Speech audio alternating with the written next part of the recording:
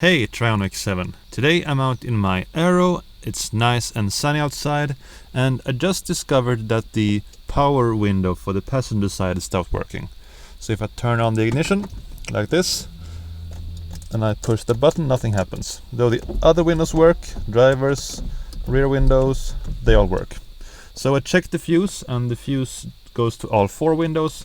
So let's join me in the diagnosis of fixing this power window. From what I've been reading, it's easiest to first check the switches themselves. So I'm gonna pull them out. It's simple, you don't need any tools. First you yank out this coin holder, and then you need to go under and push the switches out like this. Now you'll see that there's some electrical connectors. You just remove the little spring clip that holds them in, and we'll go inside and check the wiring diagram. Okay, so I left the windows open. I guess the first pro tip of this thing is to close the windows before actually removing the switches. So let's reconnect the switches and close the windows, and then we can go inside. Okay, we're back inside at the computer. I started the Saab Workshop Information System, WIS. If you don't have this program, I highly recommend that you get it. This contains everything you'll ever need for fixing your Saab, including all the wiring diagrams. So I selected my car, the 2002 Saab 9.5. I go to body, glass, windows and mirrors, and then I go to the wiring diagrams tab. And then it says electric window lifts. We'll double click that one, and now we can see the full wiring diagram of the window lifts. And I need to correct a mistake I made before. There's not one fuse but two for the windows. But my diagnosis still stands. There's one fuse for the left and one fuse for the right. So even though the left side is working, I can see that the right side is working too, because the rear right window is working. So that's not the problem here. Instead, we'll zoom into the actual switch itself. You will see there's a whole lot of stuff here. And if we click on number 386 on the right side here, this little arrow, we'll get to the switch diagram itself with the pin numbers. So I decided to employ a little trick. I love my dual monitors. I made a screenshot of the wiring diagram with the switch highlights, and then I opened up the actual pin numbers to the right. So now we have the whole switch unit here. I've started my multimeter on the beep mode, and now I'll go over the pins to see what works and what doesn't. Now I don't have enough hands to hold the camera while I'm actually doing the measurements, but I'll go over the pins there and tell you what they do. So pin number 8, which is this one, is the ground pin, and normally this goes to the electric motors. Here is the driver's side and here's the passenger side, and normally there's conductivity between pin 8, the ground, and to the motor. So taking a closer look at the switches, we have 12 volts going in here for the left and the right hand sides. And the left hand side goes down to the actual driver's side switch, which feeds out to pins 18 and 19. For the passenger side, we have 12 volts going in on pin number 12 down to the right side, feeding through the switch to pin number 6 and 7. And the ground pin comes from pin number 8, feeding ground. So what the switch does, it switches from the ground out to pin number 6 to 12 volts to pin number 6. So if the switch works, it's when the switch is pushed down, we get connection between pin 12 and pin 6. And it's supposed to break the connection between pin 8 and pin 6. So what I did was to test this functionality for the working switch, for the driver's side. I verified that the ground connection breaks between 18 and 8, and it's made a connection between 11 and 18. And I've been verifying also that pin number 8 has a connection to 6 until we push down the switch, which breaks the connection. Then I can see the fault and the problem. It's supposed to make a connection between 12 and 6 when I push the passenger side switch, but this does not happen. So we have our fault found. And to understand which pin goes where, I've opened up the pin diagram. You see the numbers down here, and think of this as the switch being this way. I can't even see it. There we go. So to the left side we have the rear of the car, and it's entering the pins here. The problem with this diagram, it doesn't actually show the pins from the view of the switch, but the pins from the view of the connector. So we have to do some thinking about which side is which. But anyway, we have measured up a fault, and now I have to open up the switch housing to probably find some corrosion. Because the most probable thing that has happened here is that there's been some corrosion and some bad connections here at the switches themselves. So let's open up and see what we find. So normally at the dealership they change this whole switch unit. We're not going to do that today, we're going to venture further. There's no manual for opening it up, but it's pretty easy to figure out. There's a lot of these little white plastic clips going into the grey upper plastic part. I've just carefully pried the plastic up, releasing the clips, and then you can actually wiggle this whole upper grey area free of the switches. And the next step is opening up these black switches here on both sides. Let's try it out and see what happens.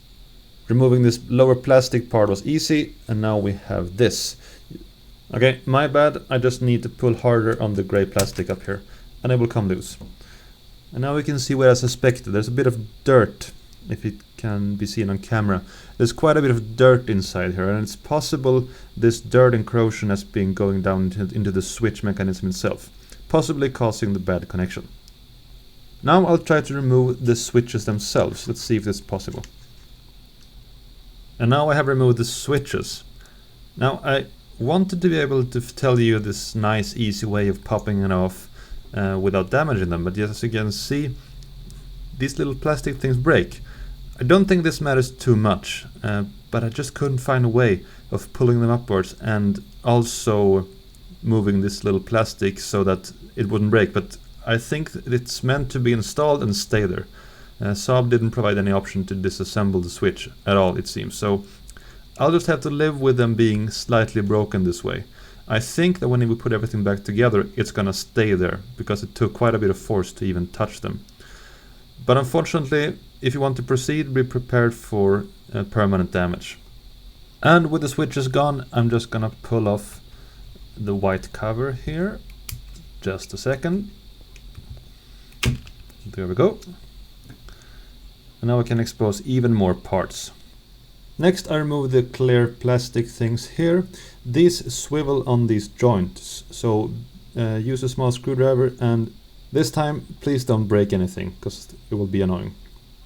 This is the maximum disassembly that we're gonna do today. So all the clear switches are gone, and all these metal connectors down below too. And now we can look down into the switch mechanism and the connectors, and you'll quickly notice that there's sort of a black burnish on many of them connectors. I think this is the reason, and browsing online you see other people having this problem, solving it by cleaning these contacts. And this is what I'm gonna do now. I'm gonna get some electronics cleaners and some alcohol and Q-tips and rubbing these clean so we can get a good solid connection with the bare copper contacts. This is how it looks after cleaning.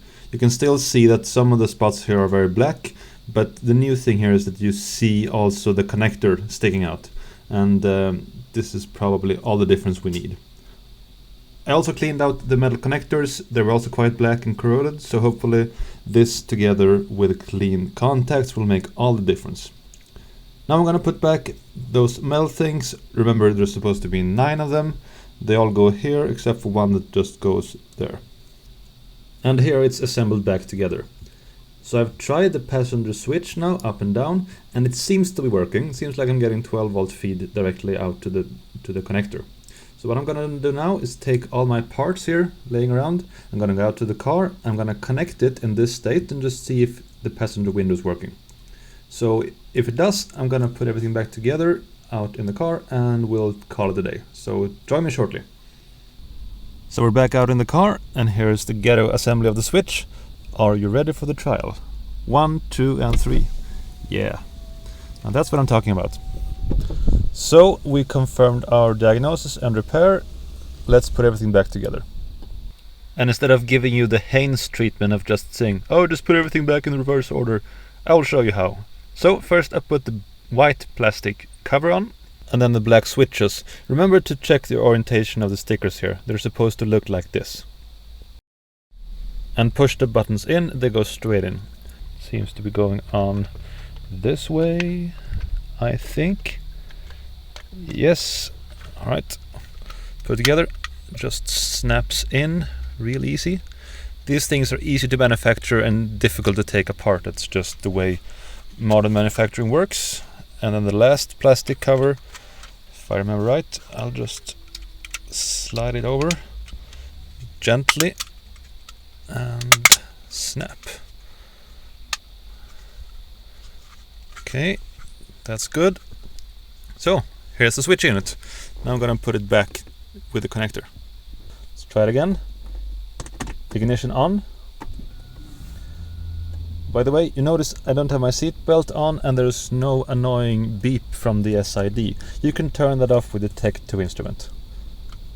So again, here we go. Window down and up. Up. Driver's side, down and up. Okay, I'm noticing one thing here. I'm not really sure why that is. So the Saab 9.5 has a quick down feature where you push the button all the way down. This will make the window open fully before the button switches up again. Seems like I'm not able to do the normal thing. See, I pushed as light as I could and it goes all the way down. Let me think about this.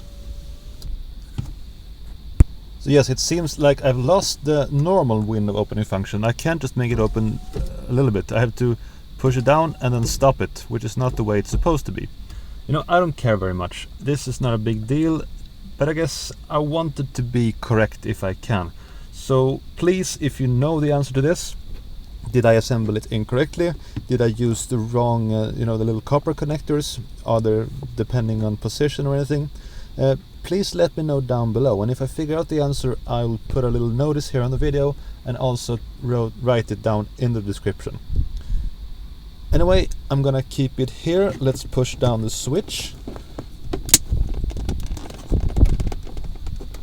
Might need a bit of persuasion, as always. There we go.